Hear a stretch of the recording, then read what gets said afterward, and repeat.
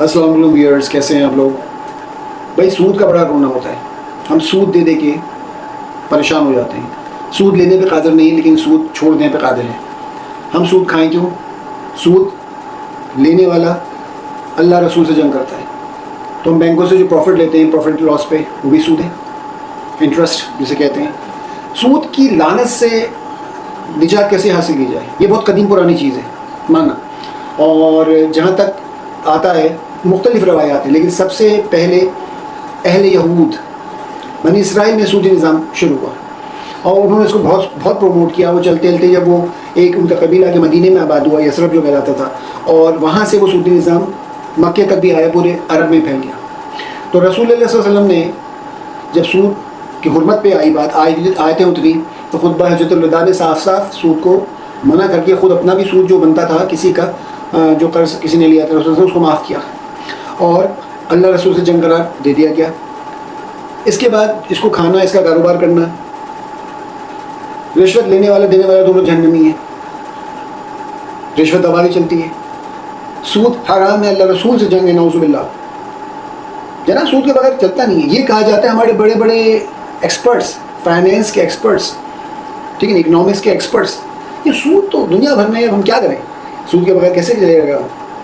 تو یہ ہمارے عرب ممالک یہ جو ہیں وہ سود پہ قرضہ دیتے ہیں اور اس پہ عیاشی کر رہے ہیں. ہم کیوں اس سے نجات نہیں کیوں نہیں نجات پا پاتے؟ ہم خود شد چاہتے نہیں ہیں. ہمارے بڑے بڑے جو ایکسپرٹس ہیں وہ نہیں چاہتے، اور اس پہ اتنی ڈیبیٹ ہوئی، اتنا کچھ ہوا کہ بلا سودی نظام. جنرل ضیاء کے زمانے میں بھی یہ آیا تھا، بلا سود بینک آ گئی. مجھے یاد ہے بڑا اشتہار چلا کرتا تھا، ہم تو چھوٹے تھے اس وقت، زیادہ سمجھ میں نہیں آتا تھا. پھر جب انٹرسٹ پڑھا میتھمیٹکس میں کہ انٹرسٹ ہے کیا، تو پتہ چلا کہ یہ بڑا ظلم ہے. یعنی آپ سے میں نے 1000 روپے قرض لے لیا اور آپ نے کہا کہ بس مجھے اصل مت دینا، اور جب دینا تو دینا لیکن مجھے سود دیتے رہنا. اب مجھے شرعی طور پہ اس انصاف کا تقاضا کیا ہے کہ میں آپ کو تھوڑا تھوڑا کر کے، اگر اکٹھے نہیں واپس کر سکتا 1000 روپے، میں تھوڑا تھوڑا کر کے دوں. 100 روپے، یہ 200 روپے کبھی کر آگے وقت آئے گا 1000 روپے پورے ہو جائیں گے اور میں آزاد ہو جاؤں گا قرضے سے، ٹھیک ہے نا، اور آپ کو بھی اپنے مل گیا اور آپ بھی اپنا رقم اس کی استعمال کریں. لیکن نہیں، جناب رکھ دیا گیا کہ اس پہ 25 روپے یا 30 روپے سود ہے، اب وہ ہر مہینہ دیتے رہے.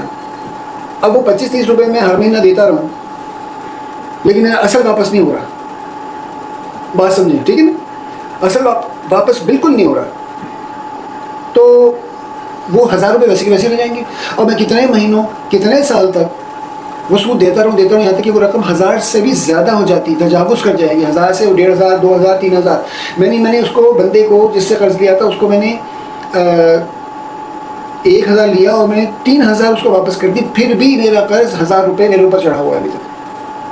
پیسہ تو وہ کو گھر بار میں لگاتا، منافع کہتا ہے، منافع دیتا ہے، منافع زیادہ ہوتا ہے.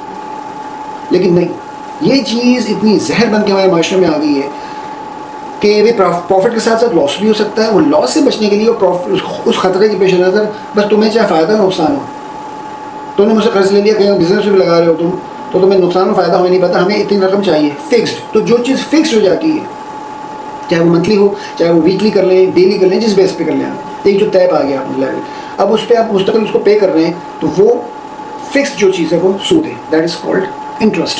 ابھی یہ ایک غلام بنانے کا ہتھ کنڈا ہے.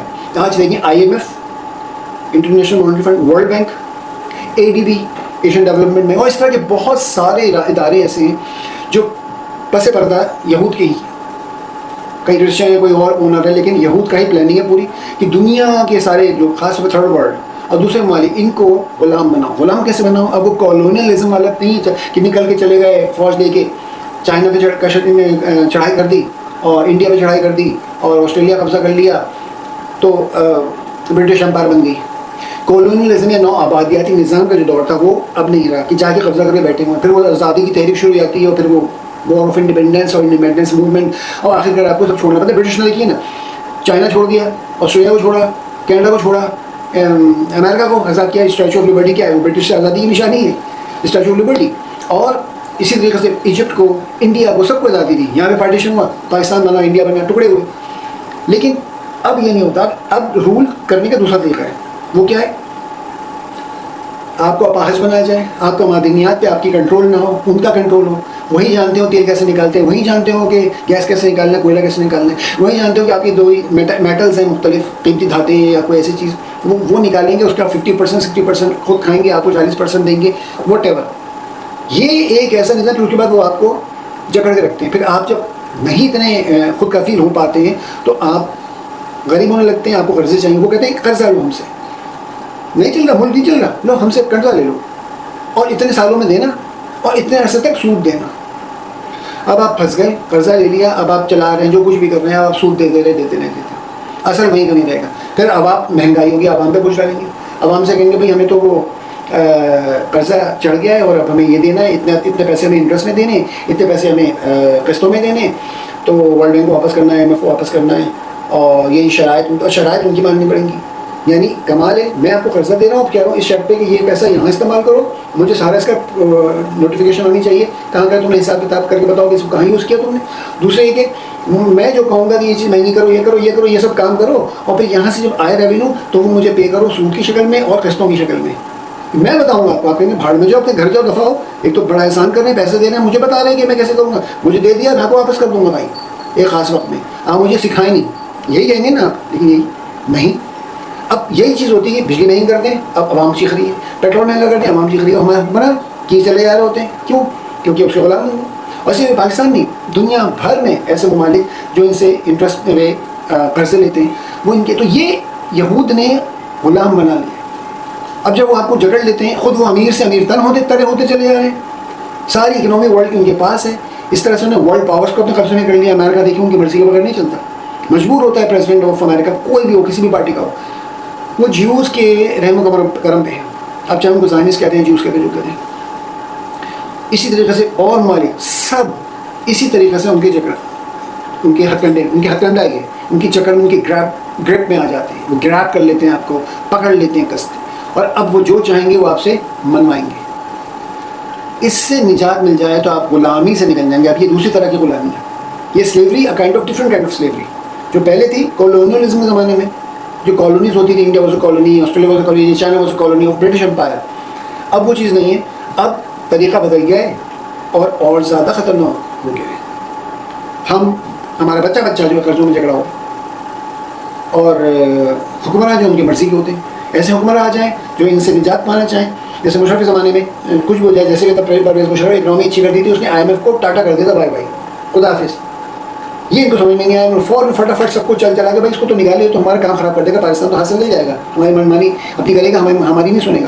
تو لہٰذا دھڑا دھڑ اس کی گورنمنٹ گرال ختم کر آئے اور انہوں نے اپنی مرضی کے پکٹ لے آتے ہیں. یہ ہر جگہ ہوتا ہے، ایجپٹ میں بھی، لیبیا میں بھی، ہر جگہ انہوں نے یہی کام کیا ہے کہ اپنی مرضی حکمراں میں رہتے ہیں. اور پھر وہ کیا ہوتا ہے کہ اس میں حکمرانوں کا قصور نہیں ہے، بھائی مجھے کو اٹھا کے بٹھا دے گا، بھائی یہ کرو، مزے آ گئے، میں بیٹھ گیا، میں بن گیا حکومتی عہدیدار، زبردست قسم کا پروٹوکول، پوں پوں ہٹو بچو. تو کیا ہوگا پھر؟ اگر میرا ضمیر جاگ رہا ہے تو شاید میں گوارہ نہ کروں، لیکن اگر ضمیر نہیں جاگ رہا ہے تو میں تو مزوں میں چلے جاؤں گا، جو کہیں گے سنتا رہوں گا، اور مزے سے اپنا کوئی نہ کوئی عہدہ اپنا عہدہ لگا کر دنیا بھر میں سیر کروں گا، سربراہ مملکت یا وزیر یا یہ سب کچھ نہ کچھ کہلاؤں گا. تو بھائی یہ ان کے طریقہ کار ہیں. یہ صرف ایک ملک میں نہیں، زیادہ تر ممالک میں. اور ان کا یہ کام، ان کی پوری دنیا پہ حکومت. آپ دیکھ لیں اس وقت غزہ میں کس بری طریقے سے انہوں نے مارا ہے، بچے قتل کیے. ہٹلر کے زمانے میں جو کچھ ہوا تھا اس سے کہیں زیادہ ظلم اب ہوا ہے کہ انسان چیخ پڑے، انسانیت چیخ پڑی.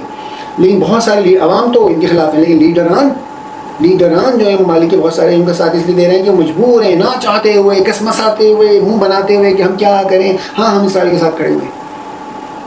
اس لیے اتنا گریب کیا ہوا ہے، ہینڈی کیپٹ کر دیا، بالکل چل ہی نہیں سکتے، ورنہ کڑچ یا پھر حکومت ختم، بالکل بے سواد سامانی اور بالکل ایک گمنام زندگی گزار.